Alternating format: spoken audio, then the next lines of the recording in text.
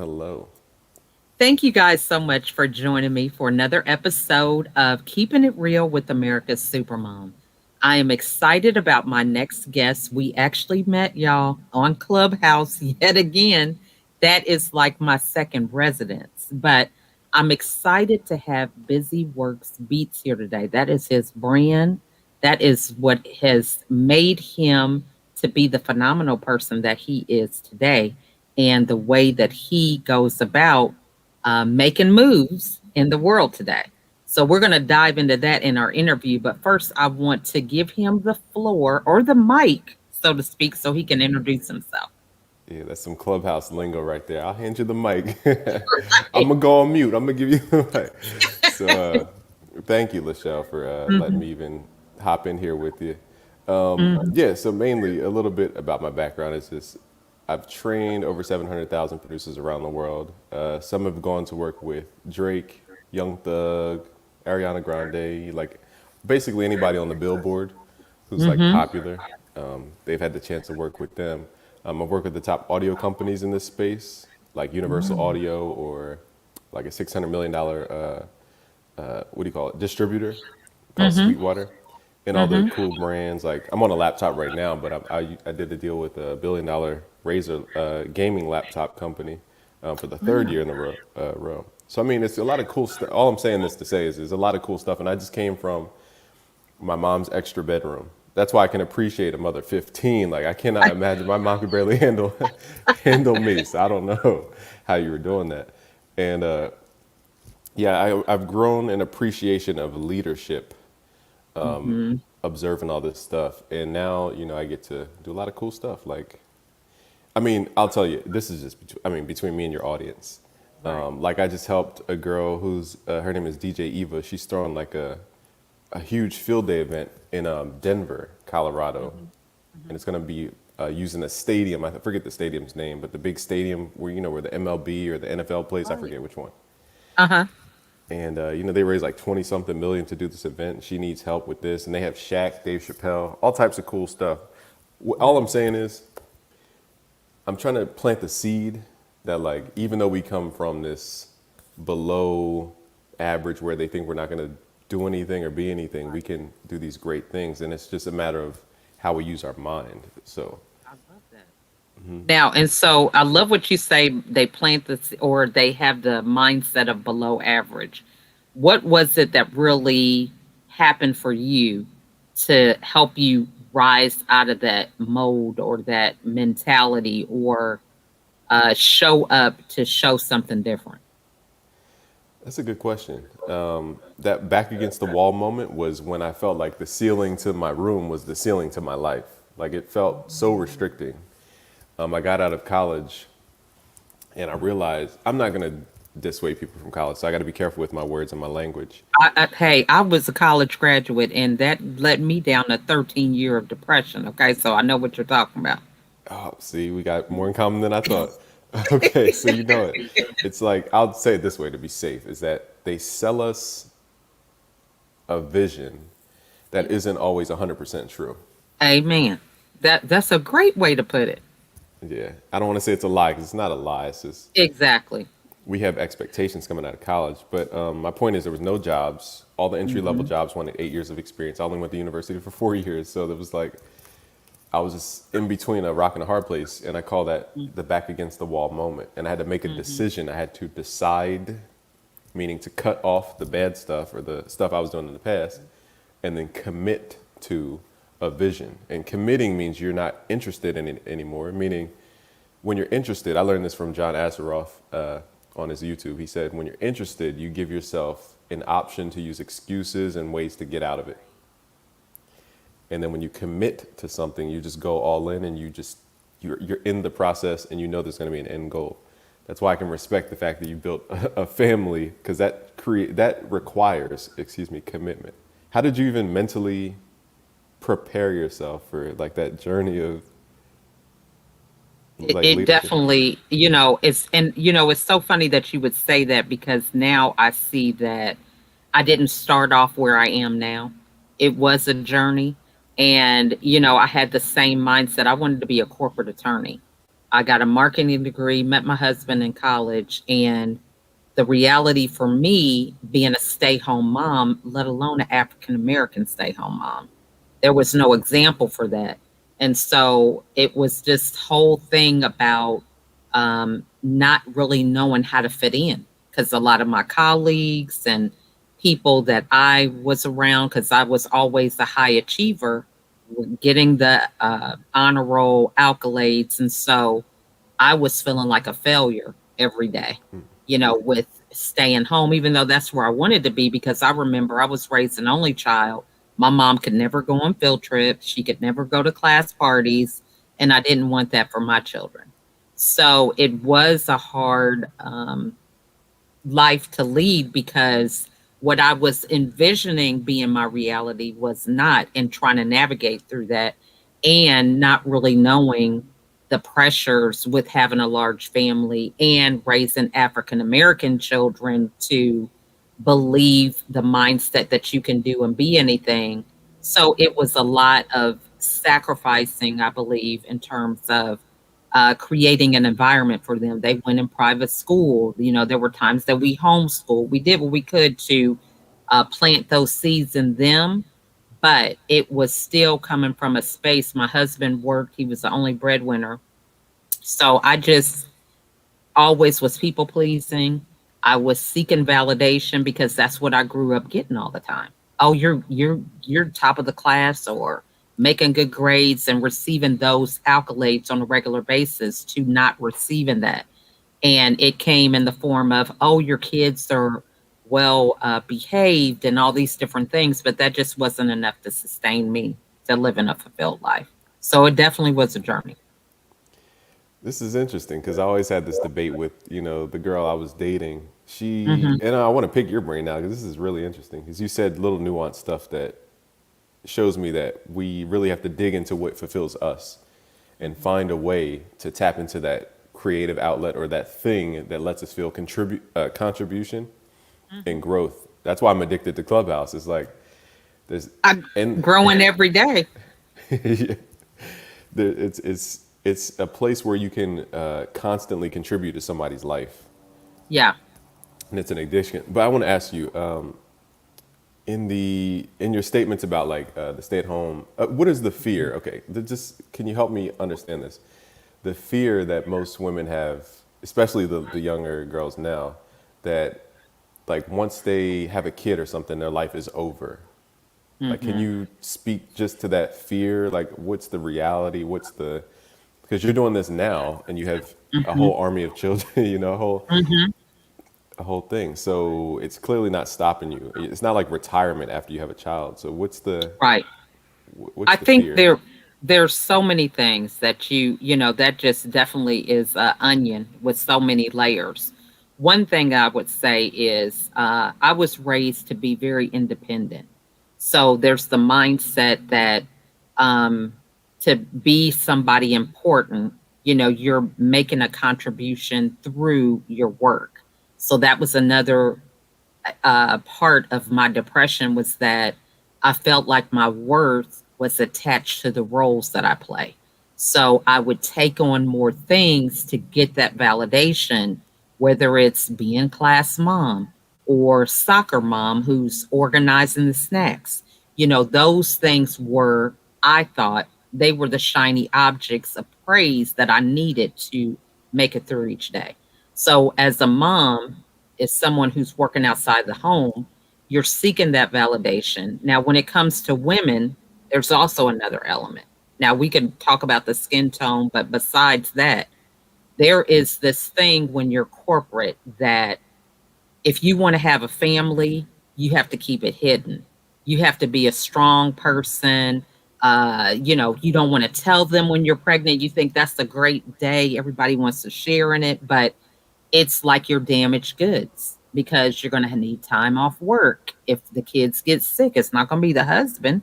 Maternity leave, it's not going to be the paternity leave. All the things are around the female not being valued, so to speak, enough to where there's even a consideration that there's a male counterpart part that can help with that. So the risk of not seeming um, loyal, um, a good risk to invest in, because you're going to get married and have children and no longer be good for the company. So that's one aspect. And then sometimes it's the struggle between pay with, if we're talking African Americans, sometimes there's that struggle between wives making more than the husbands, or husband, that thing. um, it's a number of issues, but I hope that kind of gives you an overview. And, society portrays women to have value at home when it comes to raising kids. This whole pandemic has totally flipped the script on that. And now we have more men understanding what it's like to juggle them both, because they're working from home, and it's like, okay, I have to work. Let me go in the office. But then the wife, who is contributing very much to the financial structure, they can't afford to have the wife not be working as well. So then it's like, oh, yeah, well, you are important. You do need to work too. And seeing the reality between the autonomy that they've had to fulfill their role as the male counterpart, without the responsibilities of the children being in the picture, if that makes sense. Yeah, I will say, I will agree with that last piece. Is like 2020, it gave us 2020 vision as to the value of relationship, how important it is, and how, where we sit, our role, the expectations, different things. And it helped us gain a perspective of the other person, in my opinion, because we got to see it. There was no detachment. Everybody was in one place. You got to see and kind of feel what it's like to be the other person through distress as well. Mm-hmm. So, because the reason I'm asking these questions is because I grew up with a single mom, and Mm-hmm. the typical. I'm not here to trauma bond with anyone, but it's Right. more so. It's just more so a statement to say, she didn't have as much time with me growing up, which is fine, but it Mm-hmm. was because she had to work, because she had to work. Mm-hmm. And I've seen a lot of, women like that put career first. And then Mm-hmm. here's my whole thing. And let's not even put it on women. I'll just say it this way. Because Right. my business back in, what was it, 2017 or something, past 7 figures in revenue. And once you, like in the beginning, you're focused on getting money because we're Mm-hmm. like broke. So 0 to 100 is a big jump. But, Right. once you kind of cap out, 100 to 110 isn't that big of a thing. So it's not as Exactly. rewarding mentally. And so you get past the, okay, I got good credit, I have money, okay, the business is great, the audience is big. Mm-hmm. Now what? It's like, Mm-hmm. and I see so many students and people who train under me have the misalignment, and they're chasing this like Mm-hmm. financial goal that does not exist. Like they think that once you get a million, you're going to stop. You're going to want 2 and 3 and 4. It's not going to Mm-hmm. give you the thing that you think you're looking for. And I'm not demonizing money. I Right. just want I people to feel what you're understand. saying. Yeah, I want people to understand it's a means to an end. Mm-hmm. And the end for me is relationship and family. So I'm doing Right. this for the purpose of relationship and family. Mm-hmm. And it's like people put off the thing that they want. Here's a quote, I guess, for your audience is that when you don't sacrifice for your dream becomes the sacrifice. Mm-hmm. And then most people just they're sacrificing their dream. I mean, they're sacrificing what they want for the intermediate thing to get them there, the means to an end. They're sacrificing the end for the means, and then there's no end Exactly. after that. So Exactly. that's yeah. I just wanted to Yeah, and point I that out. think you bring up a good point, because everybody thinks that success is a one track road. However, as you mentioned, it's not just about the money, it's about the relationships, it's about your family, and all these different dynamics that work together, not in balance, but I like to say in harmony. Just like a chorus, right? You have an alto, tenor, a soprano, they all sing different chords, but they make one chorus. So we're not sold the vision that everything is in harmony. We're sold that you got to work hard and do this. And the reality is, so many people focus on what they want, that they don't hear all the elements that go into what that entails. So, for example, if you want to have a profitable business, the first thing we hear, if you're following Grant Cardone or Gary Vee, it's all about work, work, work. You got to be there. You got to be omnipresent on every social media platform.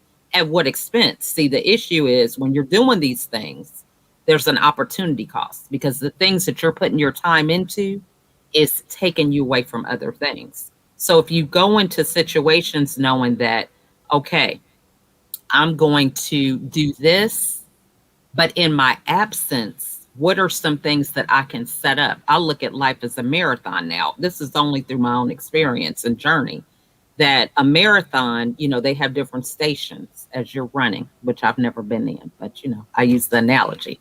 Um, the stations are set up to give you, the juice, water, whatever you need along the journey. So you have to, if you're preparing for your marathon, you have to put your own stations in place. Those stations are support systems. It may be a VA. It could be, a team, different things that are setting you up for success because it's not that the road on the marathon is going to be easy. You're going to have challenges, but you're putting those stations in place in times when you know that it's going to be hard. When you know that, oh, we just had a new baby. So my wife may be not as focused on handling the kids. So, we need to have a mother's helper or we need to do things a little different on this station in order for us to maintain our momentum at a level that we're used to. I may not be able to do it because the business is maintaining some momentum, but what am I going to put in place that can be there to support us as we go through this part of the journey? Yeah, you actually bring up a really good thing. I'm glad you said this, is momentum, because the way I teach momentum is there's a book. Have you ever read the book by George, I want to say Leonard, called Mastery? Mm-mm. Now let me write that down. Okay, Okay. yeah. Once you understand this growth curve, everything starts to make sense. So, I mean, imagine starting at zero. We all start at zero, and then we go up. Everybody thinks everything is just a straight up line into infinity, and that's not how this stuff works. Okay, Right. so we start at zero. We go up to a peak. Let's call the peak 100. Mm-hmm. And then this is where in the beginning of business, this is where we start to get depression, is because we're tying our identity to our business income. And Mm-hmm. so as the income goes down, we start freaking out and we're like, what is happening? And this is, again, zero going up to 100. That's our peak. We go down a little bit Mm-hmm. and then we plateau for a while. We go on a flat line for a while. In the Mm-hmm. plateau, this is where most people quit because they're like, oh, I can't grow anymore and they just give up their relationships, business. This is why a lot of businesses don't flourish in the first 3 and 5 years. They give up at the stagnation period. And if Mm-hmm. you understand growth, you won't give up. So the dabblers quit. Like, do you know about, do you study Bitcoin and all this type of stuff? Uh, you know, work in You know, progress. so I'll even use a personal example. So Okay. I invested in Bitcoin at like 50 something thousand, or I forget the number. And Okay. it went up to, I want to say 55,000. And I was Mm-hmm. like, cool, it's going up. This is nonstop. I'm thinking it's going up in a straight line. Then it goes down to 52,000 and I start freaking out and I sell it. Or whatever it was, 48,000. And I Mm-hmm. lost money because I got scared and I didn't remember that it goes up to a peak, it comes down, and then it stagnates for a while until we learn our lesson in business or relationship to then have the tools to go up to a new peak. So again, as an analogy real quick, we're starting at zero, we go up to 100, we dip down to 90, we stagnate, then we go up to 110, and then we go back down to, actually, we go up to 120, and then we go back down to 110. So as long as your future troughs are higher than your past peaks, that's what growth is. And most people, they're so worried about the ups and downs. As long as your future downs are higher than your past ups, you're growing. And people, That's a good. That's a good thing. Mm-hmm. yeah, and people get so caught up with the identity. Hey, what's going on? One of the It's 15. yeah, nonstop. This is Hope. She doesn't meet a stranger. Okay, Hey, mommy's Hope, doing an interview. I like your braids. Uh, And it's knowing that we don't place your identity in the frequency. You're the observer of the frequency. So you're the oscillator. I'll call it I don't want to get too musicy, but you're not the actual wave, you're observing the wave. So when we detach from the ups and downs of business, that's when we gain our sanity back. And like you said, that Grant Cardone thing, I was up, up, up, up, up, and then you what's it called when you hit the wall? Burnout. Yeah. Yeah. Hmm. And I was burned out for like 6 months to a year because I was Yeah. listening to, 10x everything. I'm just saying, it which, this is the thing. The Lord humbled me with this because I have a faith about it. Um, I was in the mindset that I had to do these things because see, I was raised as an only child, and a lot of my successes were through my own actions. So the honor roll, nobody did that but me. All these different things that I acquired were self actions. It was like I did the work, I got the reward, did the work, got the reward. So for me, it really breeded a scarcity mindset because one, I felt like I had to compete rather than collaborate because it was all about getting the best grade, getting recognition for whatever you do. The second thing was whatever I could do had to be getting the credit for, right? I mean, who doesn't want to be having their name at the top of the board for the best grades or whatever? Because that's what I was conditioned to do from a very young age. So, with that being the case, you definitely are not in a space to collaborate because it has to have your name on it. So once I was able to let go of the ego and find out that, you know what, this just is not serving me to have this kind of mindset. And it also didn't take into effect outside things that you couldn't control. See, when I got with a family and realized, you know what, I can't control what my kids do. I can teach them, but they have the free will to do what they desire, whether they agree with me or not. And so when I realized that, I thought, I'm giving my power away instead of empowering myself because I'm trying to control variables that are outside of my control. So once I got those things down, I realized that, life is a lot better knowing what I bring to the table. Like you mentioned with commitment, I know what I can commit to for myself, what things I value, how I'm going to spend my time, and I have the freedom to have the compassion and empathy for other people to accept them where they are, but not feel that I have to have them mirror me or adapt my philosophy and mindset in order for them to be successful.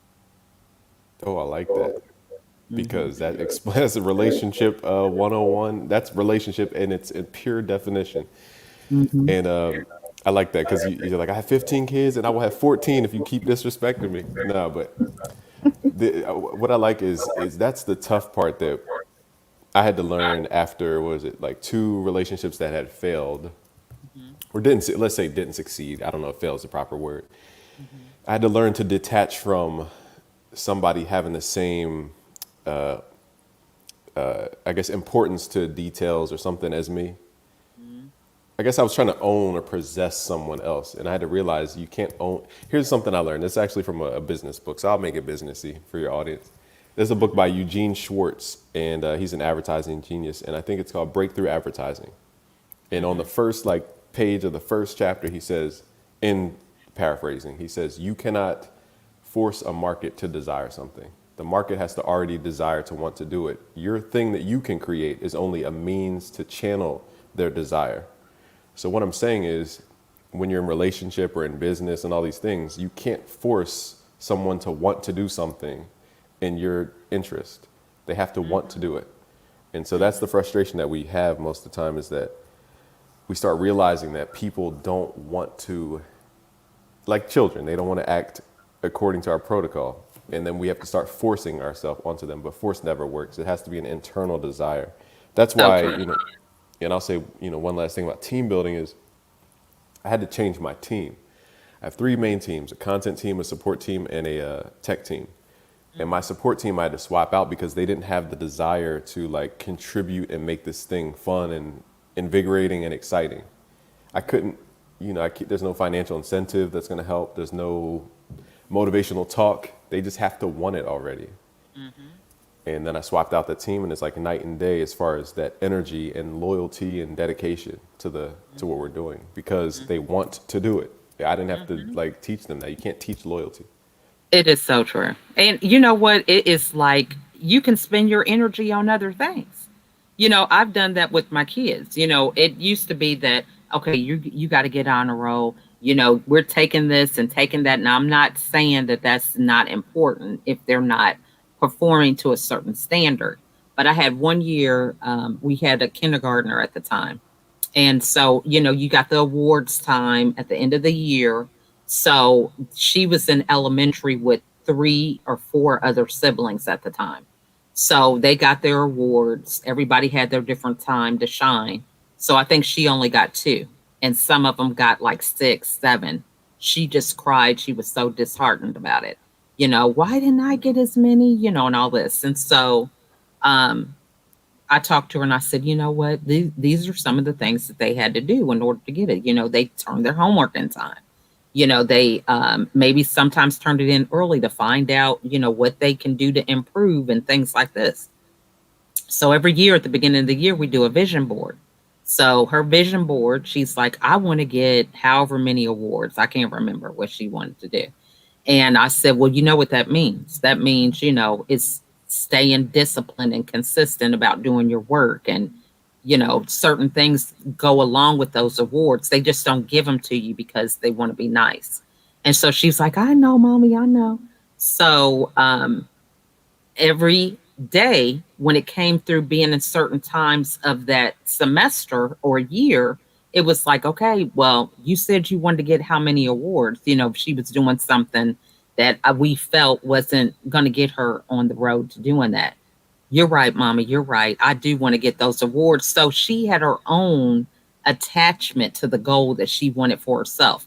So it wasn't me nagging, trying to tell her what to do. She knew what she had to do, you know, and she got it done. So the point is, I was just an accountability partner. I was just somebody that supported her when she needed it, but she had her own internal drive about getting it done. So now I do that with all my kids. It's like, hey, to let them know that it's not a thing to where I'm going to be in that consequence, good, bad, or ugly. This is what you're choosing to do. I can't take away the pain. I can't do whatever. You're responsible and held accountable for what you can handle at whatever grade level you're in. I like that. And this is like kindergartner level. This is like Yeah. adult wisdom. I love that. You're playing it so early. You're right. And Hey, because you can't be that cheerleader for every kid. Look, I may have had a bad day. You can't determine if I'm going to be excited about whatever. You have to have your own internal motivation about stuff. You know, that motivation might help me if I'm sitting here going through something. You know what I mean? yeah, you're right. And I had to hire for intrinsic motivation as opposed to extrinsic. It's the same in a relation. Like everything's a relationship. I think me and Hmm. you have discovered this, Hmm. which is, like for a guy's standpoint of view, if a girl that you're dating always needs this external stimulus to be satisfied, then you know that that's a dangerous person because they're going to get bored very easily with the mundane things that we have to do to be successful and disciplined. So true. Yeah. But why do we not see the signs? That's what I said.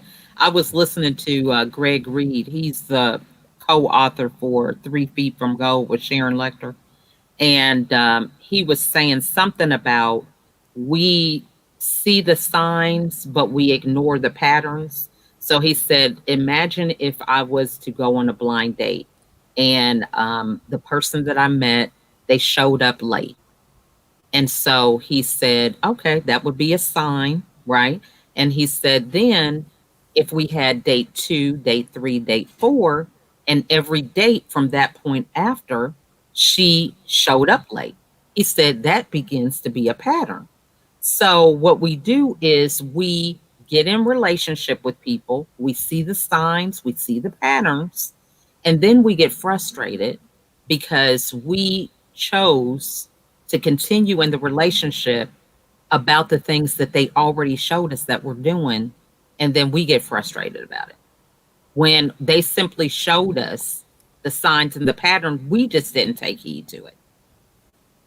That's super deep.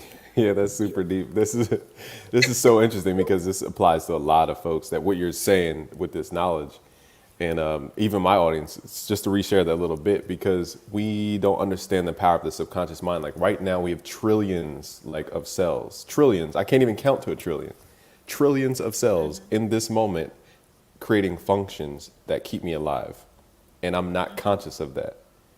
Right? Like I'm conscious on talking to you right here. I'm only conscious about and focusing on one thing because that's all I can do. I'm in Aries and my brain goes off on tangents and I can only focus on one thing at a time. Right. So my body is doing trillions of things and we think that our conscious focus and distraction even can control trillions and trillions of functions. And that's where we go wrong.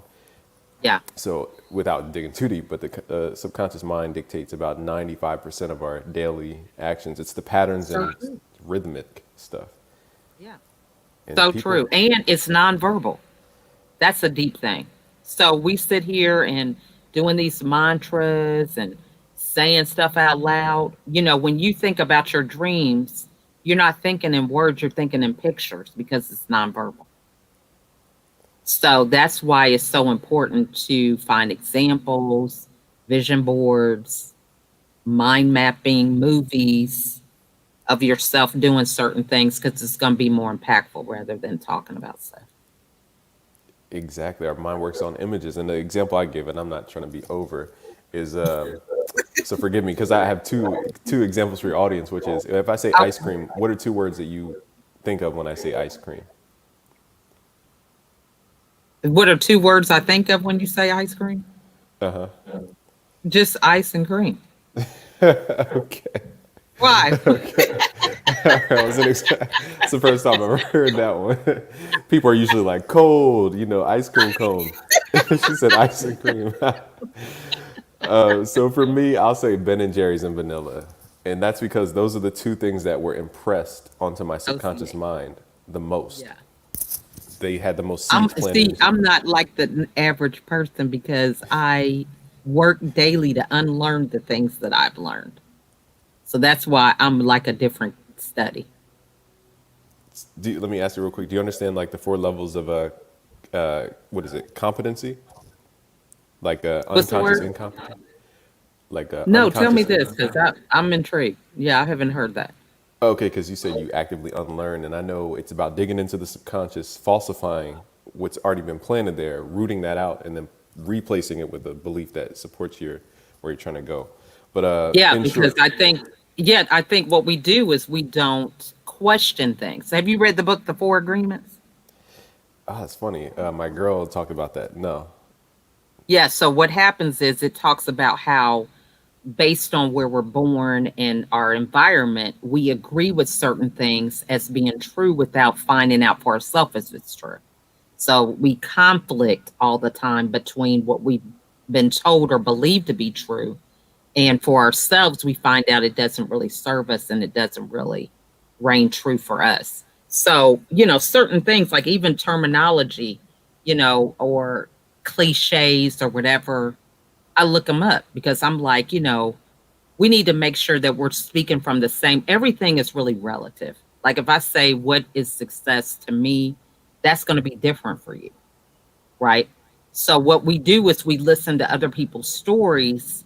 And if you learn to dissect it in a way to understand the deeper meaning, then you can really get something from that story rather than believing that their narrative is a reflection of you and your story because you can listen to it and learn based on your perspective and how your value system and core beliefs lie, what you can take and extract from that story in order to build and continue to grow better for yourself.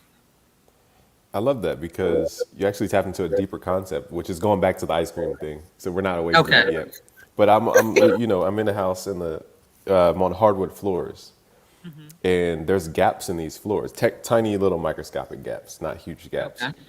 So I'm confident I can walk across the floor, but there technically are holes in the floor. So I'm Hmm. confident, having trust that this floor will hold me up.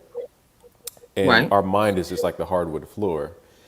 Our beliefs are the tiles, and it has gaps, those little gaps. And so what fills up those gaps are those stories that we learn from movies and other people's stories and different things. And I had to redefine a story. A story is full of imagery, but it's also an if-then sequence. So if I saw a movie about a boy getting kissed by a girl behind a bush and he falls over, I think, because I never had that experience before, my brain registers that memory that's falsified and exaggerated with hyperbole. And now I think if I'm the boy behind the bush at 7 and I get kissed by a girl, that I'm going to faint. And so I might replay what I just saw from the movie because it's been implanted into my subconscious mind's garden as to what reality is. And all I'm saying is these stories fill in those gaps. So like, for example, in a relationship, if we don't have all the facts in the concrete flooring, we have holes in the floor. And our mind creates assumption to fill those gaps so that we feel like there's consistency enough to walk forward. And depending on, like you said, your perspective, it can either be an assumption of negativity or an assumption of positivity that serves you. And this is why it's so important to protect how we project ourselves out to other people, because perception is reality. I can see myself one way, you could see me a different way. And the way you see me determines how you fill in those gaps in your mind about me. And that's why perception is so important. And people need to protect their reputation, but also protect their subconscious mind, because it's like a garden, and the garden has a fence around it. And, different things like, there's a lot of different things that knock down that fence. But it's basically, I'm trying to think of a PC way to say it. Basically, when that fence comes down, the enemy can start throwing seeds to your garden without you knowing, and then they sprout up and they destroy your good garden. So you got to protect that fence, and that fence is just your conscious mind. And it goes back to the ice cream thing, just real quick. So, because it's based on how many seeds were planted in our garden about ice cream. So you said ice cream, which is interesting. Because I'm like, what is ice cream? Like, if you think about it, it's cream and ice, I guess. Because I'm thinking, is it vanilla? Like, what's the default flavor of ice cream? Oh, it's really just ice with you got rock salt in it and cream. I mean, I'm just saying, I haven't made, my husband let our kids make some, but yeah, it's just really ice with some flavoring, I would think. Because it can take on whatever flavor you put in it, I believe. That's interesting. That's a funny question. What default flavor is ice cream? But and so depending on how many seeds were thrown into that garden, that determines how our brain is like an individual Google. So when I said ice cream, you pulled up result 1 and 2. When I said it to myself, I pulled up result 3 and 4. And this is how we can start to build those relationships and branding to then be the first result in somebody's mind when they think of a certain term. And this is why it's important to brand and be the first in somebody's mind. So it just shows what we're digging into. I know I'm like going into deeper concepts, but it shows the power of the mind and how we can use it to influence other people. So true. Yeah. Now, have you read the book Contagious? I just saw that. Was that Nipsey Hussle's and Gary Vee? They were promoting it for a little bit. No, I don't know if they were promoting this, but this is by Jonah. I think his last name is Berger. But it talks about what you're talking about. What happens is you want to imprint your brand in the minds of people with certain things. So like right now, there's triggers. So there's triggers for people buying masks because of the coronavirus. But then there's also certain images. It's like 6 different things that cause people to buy. And so that's kind of like what you're talking about with this branding. So like for me, America's Supermom, there's things that, I use red, white, and blue, a flag or whatever. So what happens is, even though I may not be present, when people see red, white, and blue or see a flag, it conjures up the memory or the thought about my brand, America's Supermom, without me even being there.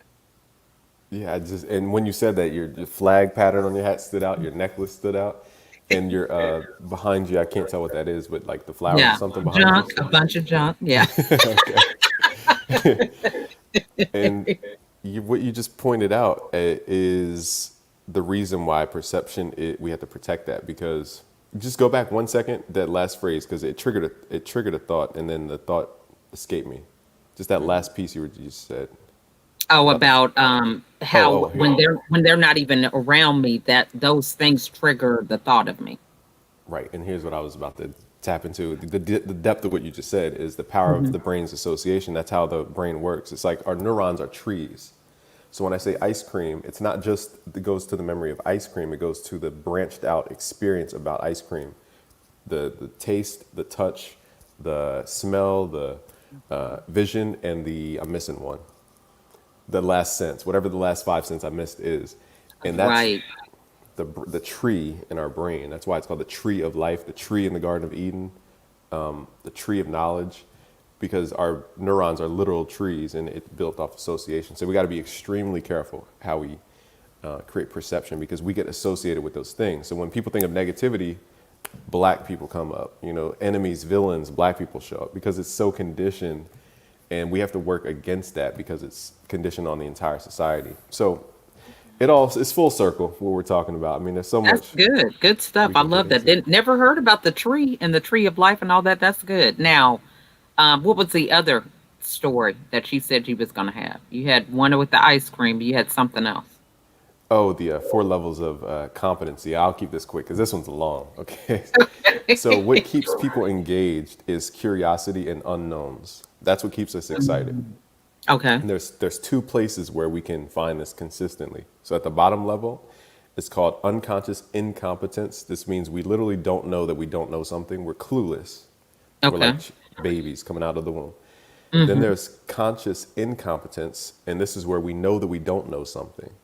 And so my Mm-hmm. point is to get to mastery, we go through these scales and degrees. So it's Okay. unconscious incompetence. We don't know that we don't know something, literally out of our Mm-hmm. radar. We can't even conceive of the thing.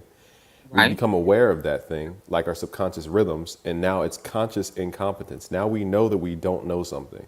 Now that Right. I'm aware of the thing that I don't know, I can now begin to change it and oscillate and modulate it. Then we go up to the third level. Hey, Hope. And now we go up to the third level. This is called conscious competence. And this is where we know that we know something. So this is when we go from unknown, not even knowing where anything is on our radar, to awareness of that thing, to now focusing on that thing with repetition and consistency and practice. So that's called conscious competence. And then once we practice it so much and repeat it so much, it goes back into our subconscious called the unconscious competence, meaning that we don't know that we know something or it's back of hand and it's automatically put into our algorithm, in our body's algorithm, where it's in our subconscious and it's on the automatic, whatever the sympathetic and parasympathetic, I forget I which know what you're nervous. saying. Yeah. Which is why, when people talk about creating habits and routines, that you should anchor them with something that you already do because you get momentum with your new habit based on something that's already habitual. So, for example, if I know that I brush my teeth every day, to have an affirmation on my mirror when I brush my teeth, because I know that I'm going to do that, I'm going to rely on the anchor of brushing my teeth to help me with that new anchor for the affirmation. She's like, I want to brush my teeth. I'm listening to you. That was a funny But example, you as see you what were I'm saying? Yeah, in anchoring. Yeah, she's. another important thing. Man, Hmm. this is the real secret. Hmm. And the key, the last point I'll make is that, the fun is in the unconscious incompetence and pulling that up to conscious Hmm. incompetence. It's finding that unknown that you didn't even know existed because we discover it as humans and we love novelty. We love new stuff. And then we also get extreme fun from going from unconscious incompetence and pulling it down from the mastery and then being able to study it and repeat it.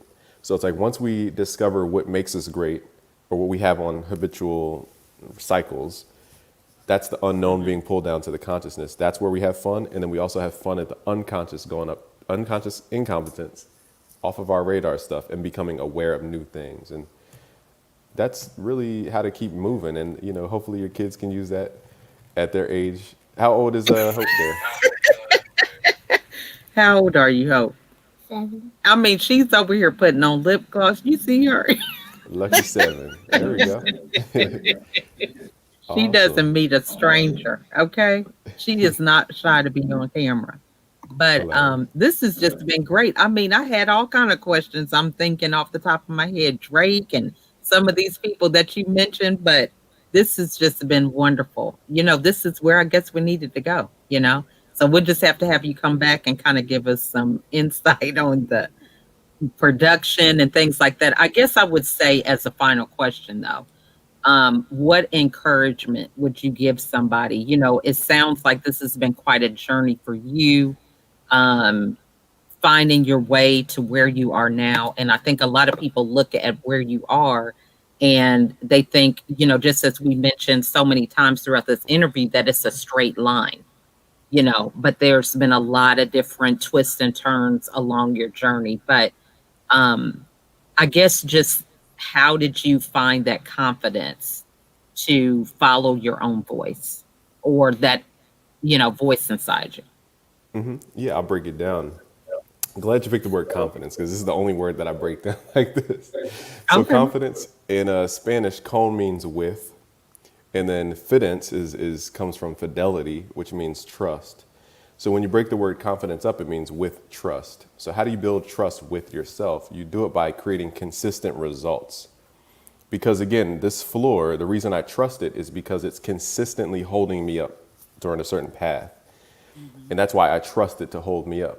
And so our life is the same exact way. When we create these small wins and these small results and these small examples of why we should believe in ourselves to create a result, then we have trust in ourselves. We have the fidelity. And when it's consistent trust, we build confidence. So you have to have consistency in results and then consistent belief in your ability to create the results, which creates confidence. So, I mean, confidence starts with action. So if there's a manifestation acronym. It's called TEAR or TEAR, like tearing a hole in the universe. Okay. T is thought. This is where everything begins. Taking Hmm. the infinite reality and thinking about it, focusing on things. Then we emotionalize stuff. I'm trying to think of an easy way to say this. We embed it into our hormonal system of our body and create Mm. chemical reactions. And that creates action because in order for me to do this, like there has to be chemicals moving. So it's Mm. thought, emotionalizing the thought, taking action, and then you get the results. And once you keep doing that over and over and over again, you begin to build. You have to take action to create results. And once you have the results consistently, you build trust in yourself, and that's what leads to confidence. So it starts with action. And in order to get to action, you have to have the thought or focus or an imagination, like you said, your dream board, and then you have to emotionalize the thought or create affirmations and excitement around that thought and believe it that it exists now. And then you take action because you're so motivated and excited and enthusiastic about it. And that's what leads to the results and on and on and on. So I mean, I love that. yeah, that was a 5 minute Now, explanation. that was good, but I think, for some people watching, they need to hear that. But one of the things that I would say really quickly is I love how you mentioned the small, consistent actions. How did you get to that point? Because I think a lot of times when we say, oh, I want to have a business and I want to make six figures or seven figures, you got the people who they've met Grant Cardone for the first time, but they on the level with the 10X when they first meet them. So how did you get to the point of accepting the small wins That's instead a of just going always for the big stuff? it's a good question. I'll even show you. So in my phone, well, it's kind of bright, but in my Okay. phone's, it's hard to see. But in my phone's reminders, I just do task one, super simple task, something I know I can do.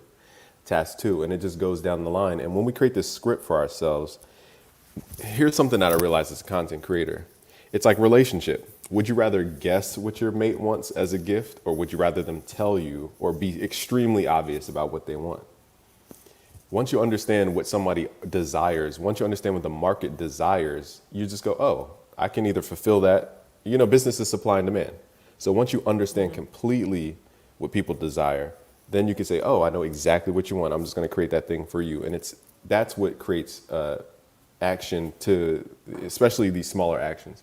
So what I'm saying is when you create this list of tasks, okay, my desire is to grow my business. And so I Mhm. write out the tasks which which supply me to getting to that desire. That's kind of difficult to. I would have to draw this out. But Yeah, my I know what point, you're saying. So you're saying it's like, let's just say it's 10 things that help you get to that end goal, Right. right? So you think about how you can incorporate these 10 things daily, or do you have like it where you break it up, where you do so many a week or something like that? What do you think? That's a good question because, like, as an entrepreneur, you realize how you overly estimate stuff or underestimate stuff. So you can say Right. answer emails for an hour. It's going to take probably 8 hours, and that throws off Mm-hmm. your whole rest of your list. So Mm-hmm. some people teach you to do the big things first and prioritize it A, B, C. In my opinion, momentum's more important than knocking out the big frog at the beginning of the day, from what I've experienced. Amen. Amen. So like it's you build confidence in yourself. It's like walking outside. Like once you walk for 20,000 steps, you're like, oh, I'm energized. Let me go to the gym now, and you start doing stuff that you probably wouldn't do on a typical day if you didn't walk first. Oh, I So like that. That's good. yeah, so it's really just writing a list of believable stuff. You have to have goals that you believe you can achieve. That's the other key about goals. You can't have stuff that's so way out that you don't believe it, because then you're sabotaging yourself because you have a counter intention because you don't believe it. So all I'm saying is these are small believable goals that get me to an end aspiration. And I just follow the script and I tell myself, just go in order. Like it's not complicated, just go in order because, Oh, and now you do this daily, weekly, or what? oh, yeah, I'm not. Sorry. Yeah, I was trying to give you context. This is when I'm I'm an conscious of it action daily. person, okay? I'm like, look, my phone is right here. Okay. Right. Forgive me. I tend to give context first and then the answer. And I take 10 Okay. minutes. That's my bad. I got to do better. And but really, I tell myself if I get off script, then I'm sabotaging myself. Just follow the script Mm-hmm. and just do it because business is inputs. The middle Mm-hmm. part is the process or the step by step stuff, and then you get an output. So if I follow these steps, I'm going to get the output. It's just a matter of me doing it. Love So that. awesome. Yeah. Now, Yeah. and Go so ahead. but you do have a team. That's another thing, right? Because the people need to know this. Everybody is, I'm a solopreneur, and they see Grant Cardone and they're like believing every word he's saying, but forgetting that, he's got 10 people doing emails on 10x book. And then he's got 10 of them doing whatever other book he's had. You got other people managing his social media. You know what I'm saying? Yeah, okay. I'll give you the quick blueprint about what people should do if they're building digital businesses. So in the Okay. beginning, it will be you because we don't have money to pay anybody. That's just the bottom Mhm. line. We could try to sell people a dream all day long, but that's hard to do. So you're going to have to fulfill multiple roles. So in a business, map out your roles. I have a traffic. There's three main steps of business: traffic, which is getting people in; the value exchange, which is the thing you exchange for people's contact information or money; and then the relationship building steps. How do you follow up with people to build relationships and build trust? And so I have a person now for each one of those steps. But my point is, in the beginning, I had to fill each one of those roles. I had to make the content, I had to make the product, and I had to run the emails and do all the back end stuff. Mhm. And so the first hire is going to be customer support because once you get your momentum going, inboxes and DMs and emails are going to be flooding you to the point where it's going to take more time to do a lower value thing than do the higher value thing. And the first hire is probably going to be a VA or a customer support agent. You can go to onlinejobs.ph and get people for like even $5 an hour, but to them that's $50,000 a year equivalency in Philippines, and they speak better English than Americans, which is insane. Mhm. Now I've put out a job post there, but I didn't screen properly. If you're going to do that, make sure you screen and test people before you bring them on. That's a whole different thing. After you have your your system for customer support, then you want to get into how do you now everybody's a different business, but how do you bring in the components for the products that you make? Do you have vendors? Do you have contributors? Like what's the input to your machine? Because you want to get away from time. So the second step is just Mhm. getting away from the time it takes to make a product, because you should be focusing on creating multiple products to get your store or your offers scaled so you don't. It's like risk mitigation. There's a Mhm. book. There's actually I'm taking this from the book called Ready Fire Aim by Michael Oh, yeah, I've read Masterson. that. Mhm. Yeah. So the first million, he's like, cool. We're all guessing, and the main thing is create a lot of products. Right. And once you have the product and the inputs going and you have the back end support, then you can focus on you have to determine, do you want to be the product expert or do you want to be the marketing, sales, input, traffic expert? You have to decide, because, Grant Cardone's the salesman. He's step one. Now, he did make the product, but he also leverages his network of other experts to make the product for him. And he brings in speakers and everything else. So he doesn't have to make the product. He just leverages all his relationships and stuff. And then the follow-up is his sales pipelines and et cetera, et cetera. So anyway, blueprint. In the beginning, you're going to do everything, get used to it. You're going to probably spend 16 hours a day. Great. Then you have enough money to hire a VA. They're affordable. Onlinejobs.ph. They can speak better English than Americans. Then from there, you want to start figuring out how to get the components for the thing that you build, so you don't have to keep building that thing, and build as many products as you can, and just start putting them out there to spread your risk. So you're not focusing on one thing, because you'll know in entrepreneurship, when you can launch one thing today and then launch a different thing tomorrow and it flops. You don't want to lose that momentum. And once you have all those products situated, then it's a matter of I guess I'm at the stage where you have to start thinking bigger, and how do you build the culture to attract the contributors? Because my vision now is so big that I have to attract a lot of people who are going to be making the products, like thousands of people. In order to do that, I have to make it look cool. So that's the not the hard part, but that's where I'm at right now, is the culture part. I love that you say that, because some people, they just dream bigger, but it's like them on top of the vision, which is why they never can scale and move ahead, because you have to realize that if your dream is bigger, it has more people that have to be associated with the results that you're going to need. Right. And I learned, look, 20% of 20 million is 4 million. I would rather take that than 100% of 100,000 all day long. And it's really that. Right. It's that the work that you're doing for that 100,000. You know what I'm saying? If you're doing it right, you're doing the same work, but making more money. You know what I'm saying? I could go on for hours. This has just really been a great interview. So I guess my question is, what's the best way for the audience to get a hold of you? Sure. And thank you for the good conversation. I won't even call this an interview. This is a conversation. I got to learn from you and your awesome perspective, and just from the wisdom of actually having the experience. That's what I respect. And I'll say, just busy works beats. Just, you can Google me. You can find me on Club. I mean, I'm literally everywhere. I'll try to poke my head in every corner of the internet. You'll see me somewhere.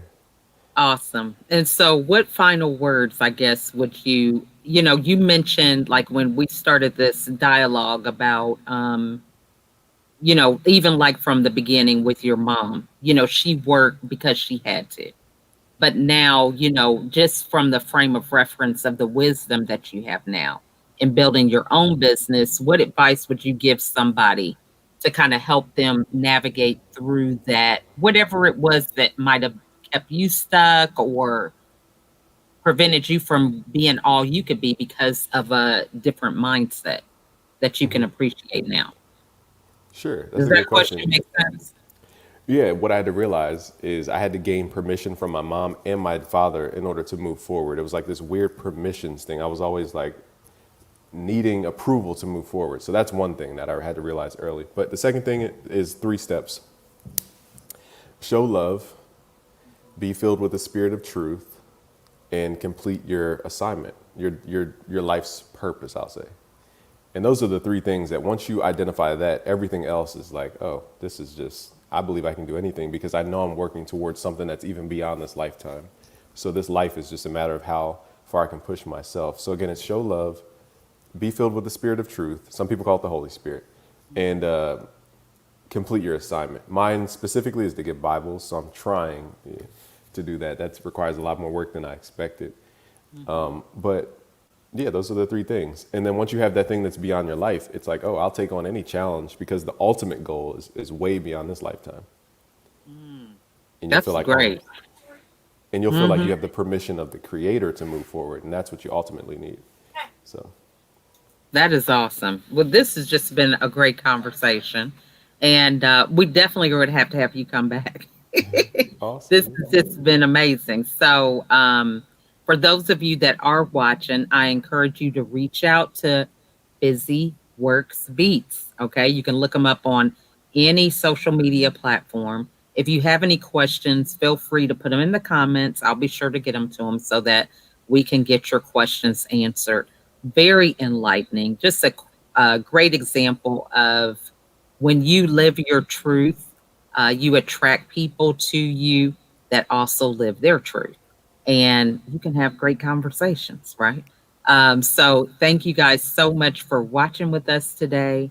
And we look forward to seeing you on another episode. Bye for now, Awesome.